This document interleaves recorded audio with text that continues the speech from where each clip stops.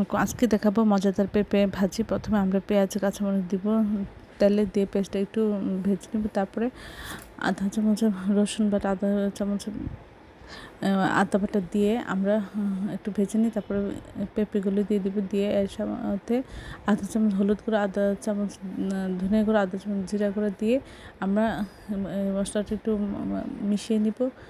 তারপর পরিমাণ মতো লবণ দিব, দিয়ে মিশিয়ে নেবেন। দিয়ে আমরা এটাকে বারবার ঢেকে ঢেকে এটাকে সিদ্ধ করে দিব। বারবার ঢেকে দিব এবং বারবার খুলে আমরা এইভাবে নাড়াচাড়া করে দিব।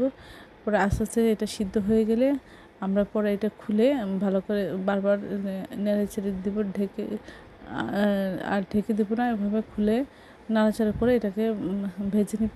তাহলেই তৈরি হয়ে যাবে মজাদার সুস্বাদু পেঁপে ভাজি। সবাই আমার চ্যানেলটি লাইক এবং শেয়ার দেবেন, চ্যানেলটি সাবস্ক্রাইব করে নেবেন। আমার চ্যানেলের সাথে চ্যানেলটি ফলো দিয়ে দেবেন, তাহলে এই ধরনের ভালো মজার মজার ভিডিও আপনারা সহজে পেতে পারবেন। সবাই ভালো থাকবেন, সুস্থ থাকবেন এবং আমার এই মজাদার ভিডিওর সাথে আপনারা সবসময় থেকে